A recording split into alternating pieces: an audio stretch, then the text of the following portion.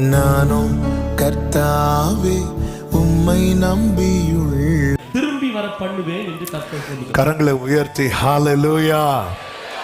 Babylon சிறையிருப்பிலே மீந்திருக்கிறவர்களுக்கு இந்த வார்த்தை எழுதப்படுகிறது. மீந்திருக்கிறவர்களுக்கு சிறையிருப்பில் இருக்கிறாங்க, ஆனாலும் தப்பி இருக்கிறாங்க. பிரச்சனையில் இருக்கிறாங்க, ஆனாலும் காப்பாற்றப்பட்டு கொண்டிருக்கிறார்கள். பக்கத்தில் 1000 வலது புறத்தில் 10000 விழுந்துச்சு, விழாம இருக்கிறாங்க. எப்படின்னு கேட்டா கிருபைன்னு சொல்றதை தவிர வேற சொல்வதற்கு ஒன்றுமில்லை. அப்படிப்பட்டவர்களுக்கு சொல்லப்பட்ட வார்த்தை, இங்க பாரு, நான் திருப்பி கொண்டு வருவேன், உன்னை நான் பூர்வ நிலையில ஸ்தாபிப்பேன், விழுந்து போன கூடாரத்தை நான் திரும்ப எடுப்பிப்பேன், அநேக இக்கட்டுகளை ஆபத்துகளை காணும்படி செய்த உன்னை திரும்ப நான். எத்தனை பேர் நம்புறீங்க என் ஆண்டவரால் எல்லாவற்றையும் திரும்பி வர பண்ண முடியும்? திரும்பி வர பண்ணுவேன். ஆமென். ஆண்டவர் இந்த காரியத்தை எரேமியாவை கொண்டு எழுதுகிறார். ஒரு பெரிய நம்பிக்கை அங்க கொடுக்கிறார். நம்பிக்கை, நீ என்ன தேடு, என்ன தேடு. இன்று பேசும்படி 5 காரியங்களை இந்த சம்பவங்களிலிருந்து உங்கள் மத்தியிலே சொல்லி ஜெபிக்கும்படி விரும்புகிறேன். முதல் காரியம், கர்த்தர் தரும் விடுதலையே மெய்யான விடுதலை. இந்த சத்தியத்தை எல்லாரும் புரிந்து கொள்ள வேண்டும். இந்த சம்பவத்தை நான் சொல்லும்படி விரும்புகிறேன். சரித்திரத்துக்குள்ள ரொம்ப போகல, நான் ஆவிக்குரிய கண்ணோட்டத்தோடு சொல்ல விரும்புகிறேன். 28வது அதிகாரத்தில் நீங்க பாத்தீங்கன்னா, அனனியா என்கிற தீர்க்கதரிசி ஒரு பெரிய தீர்க்க தரிசனத்தை சொல்லுகிறான். அவனை தீர்க்கதரிசி என்றுதான் வேதமே சொல்லுகிறது. ஆனால் அவன் சொன்ன தீர்க்க தரிசனம் என்பது அது கர்த்தரிடத்திலிருந்து வந்ததா என்பதுதான் இங்க ஒரு பெரிய கேள்வியாக மாறுகிறது. அந்த தீர்க்க தரிசி என்ன சொல்லுகிறான் என்றால், அவன் சொன்ன தீர்க்க தரிசனம் கேட்பதற்கு ரொம்ப எல்லாருமே கேட்க விரும்புகிற தீர்க்க தரிசனம். ஏற்கனவே கர்த்தர் என்ன உரைத்திருக்கிறார் என்றால், பாபிலோனின் சிறையிருப்பு நீங்குவது 70 வருடம் ஆகும் என்று உரைத்திருக்கிறார். ஆனால் இந்த தீர்க்கதரிசி தீர்க்க தரிசனம் எப்படி உரைக்கிறான் என்றால், அதனுடைய 2வது வசனத்துல, இஸ்ரவேலின் தேவனாகிய சேனைகளின் கர்த்தர் உரைக்கிறது என்னவென்றால், பாபிலோன் ராஜாவின் நுகத்தை முறித்தேன். அதாவது ஒரு நுகத்துக்குட்பட்டிருக்கிறவன் கேட்க விரும்புகிற தீர்க்க தரிசன வார்த்தை.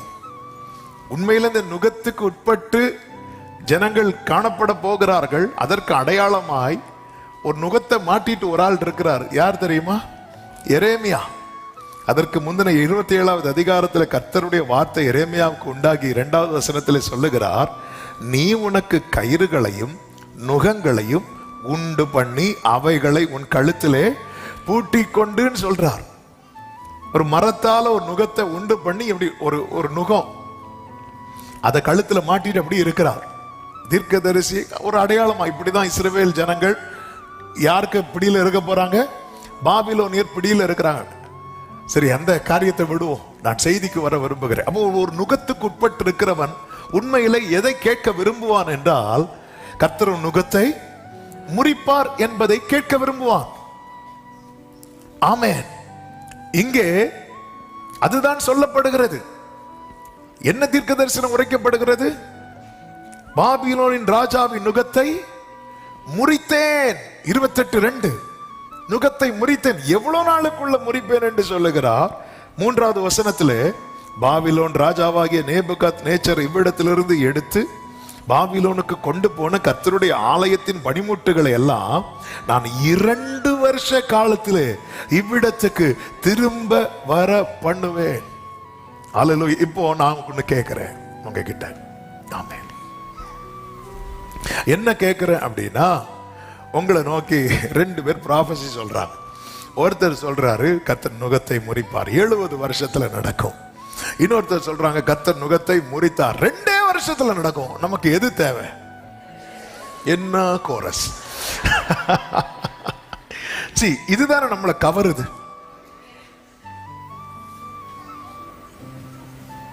இதுதானே நம்மை கவருகிறது. உண்மையில இப்ப நுகம் முறிக்கப்படுவது இஸ்ரவேல் ஜனங்கள் எல்லாரை விட யாருக்கு மிக அவசியம் என்றால் எரேமியாவுக்கு.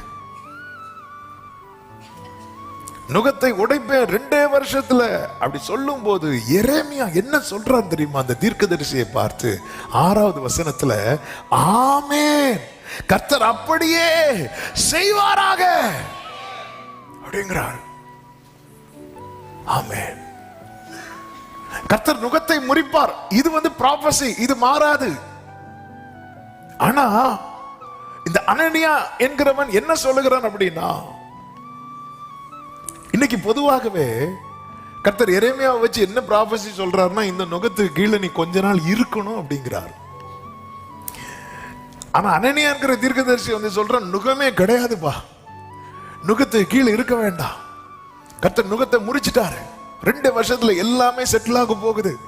இதை கேட்கும் போது முதல் ஆமென் சொன்னதே யாருதான் அப்படின்னா எரேமியா தான். எல்லாருக்கும் அதுதான் ஆசை.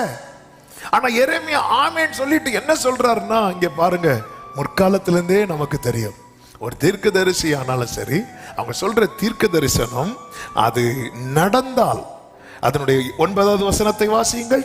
சமாதானம் வரும் என்று தீர்க்கதரிசனம் சொல்லியிருக்க, அந்த தீர்க்கதரிசி சொன்ன வார்த்தையின்படியே வந்தால், அப்பொழுது அவன் கர்த்தர் மெய்யாய் அனுப்பின தீர்க்கதரிசியாக விளங்குவான் என்று எரேமியா தீர்க்கதரிசி சொன்னான். சமாதானம் வரும் என்று தீர்க்கதரிசனம் சொல்லி இருக்க. நீ சொன்னதெல்லாம் கரெக்ட் தான். ஆமென், அப்படியே செய்வாராக. எனக்கும் ஆசை. இது 70 வருஷம் நீண்டிட்டு போறதெல்லாம் எனக்கு ஆசை கிடையாது. எவ்வளவு சீக்கிரமா இந்த பிரச்சனை முடியுமோ அவ்வளவு சீக்கிரமா முடியணும்னு தான் ஆசை. ஆனா அனனியாவே, ஒரு சம்பவம் உங்களுக்கும் தெரியும், எனக்கும் தெரியும். ஆண்டவர் ஆரம்ப காலத்துல மோசே மூலமாவே சொல்லிட்டு இருக்கிறாரு. இங்க பாருங்க, ஒரு தீர்க்கதரிசி சமாதானம் வரும் என்று சொல்லி இருக்க, அந்த தீர்க்கதரிசி சொன்ன வார்த்தையின்படியே வந்தால், அப்பொழுது அவன் கர்த்தர் மெய்யாய் அனுப்பின தீர்க்கதரிசி என்று விளங்குவான் என்று எரேமியா தீர்க்கதரிசி சொல்றான். அது உங்களுக்கு தெரியும்ல. அப்பொழுது அனனியா என்ன பண்றான் தெரியுமா? 10வது வசனம். அப்பொழுது அனனியா என்கிற தீர்க்கதரிசி எரேமியா தீர்க்கதரிசியின் கழுத்தில் இருந்த நுகத்தை என்ன பண்றான்? உடைத்து போட்டான். எப்படி இருக்குங்க? ஆமென். எரேமியா இப்பொழுது நிமிர்ந்து, thank you Jesus, நான் சர்ச்சுக்கு போனேன், என்னை நோக்கி ஒரு ப்ராபசி வந்துச்சு, என் கழுத்துல இருந்த நுகம் என்னாச்சு? உடைக்கப்பட்டது. க்ளோரி அப்படி சொல்லிட்டு திரும்பி போகும்போது கர்த்தர் எரேமியாட்ட சொல்றார், அவன் மரத்தினாலே உண்டு பண்ணின நுகத்தை உடைச்சு போட்டால, இப்போ இரும்புல நுகத்தை உண்டு பண்ணி கழுத்துல மாட்டுங்கிறார். ஆமென். அதனுடைய 12 வாசியுங்கள். அனனியா என்கிற தீர்க்கதரிசி எரேமியா தீர்க்கதரிசியின் கழுத்தில் இருந்த நுகத்தை உடைத்து போட்ட பிற்பாடு கர்த்தருடைய வார்த்தை எரேமியாவுக்கு உண்டாகி, அவர், நீ போய் அனனியாவை நோக்கி, நீ மரநுகத்தை உடைத்தாய், அதற்கு பதிலாக இருப்பு நுகத்தை உண்டு பண்ணு என்று கர்த்தர் சொன்னார்.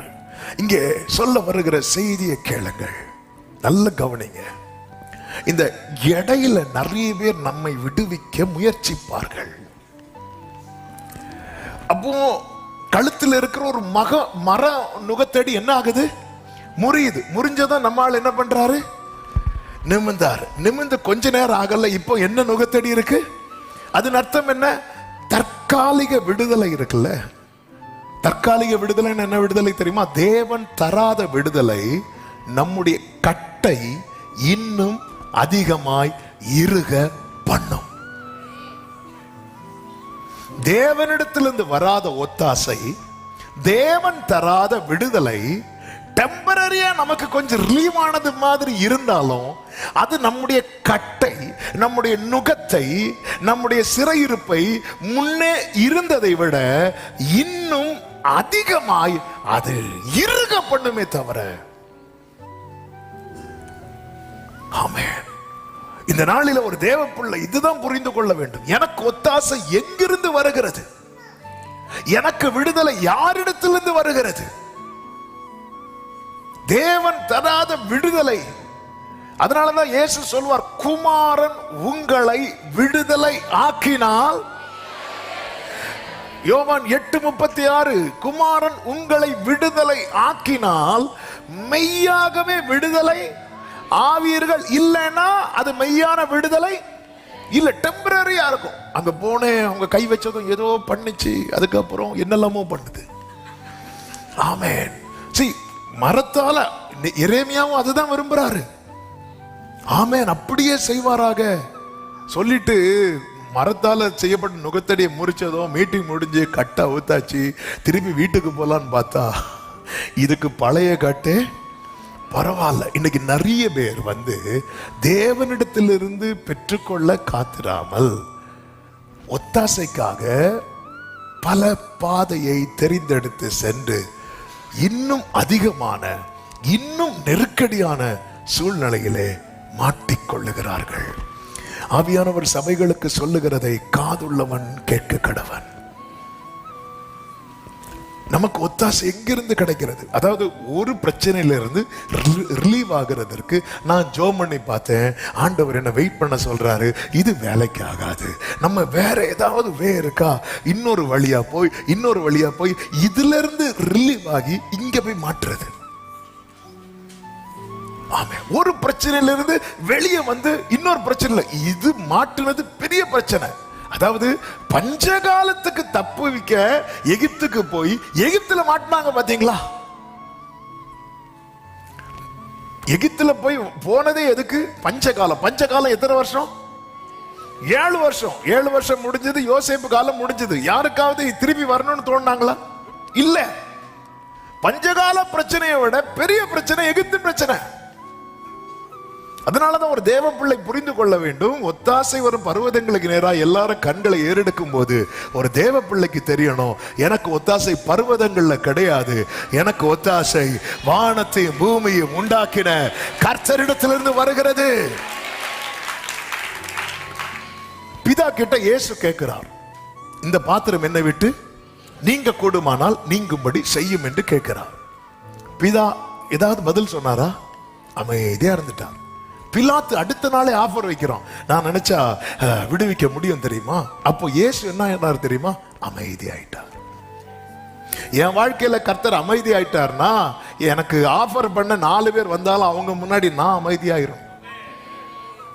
அந்த இடத்துல இயேசு ஒரு வேளை மாம்சீகமா கொஞ்சம் யோசித்து, அப்படியா பிலாத்துவே, அப்ப நீங்க என்ன காப்பாற்றிட்டீங்கன்னா நான் உங்க வீட்டுல அப்படி செய்வேன் இப்படி செய்வேன் ஏதாவது சொல்லி ஒரு வேளை அங்கிருந்து காப்பாற்றப்பட்டார்னு வைங்களேன், இயேசுவுக்கு திரும்பி போய் எங்க நின்றுக்க முடியாது தெரியுமா? பிதாவின் போய் நின்றுக்க முடியாது. அது மட்டும் அல்ல, கொஞ்சம் முன்னாடி இயேசு காட்டி கொடுக்கப்படுவதற்கு முன்பதாக சொல்லும் ஒரு வார்த்தை உண்டு, உலகத்தின் அதிபதி வருகிறான், அவனுக்கு என்னிடத்தில் ஒன்றுமில்லை. இனி அது சொல்ல முடியாம போயிடும்.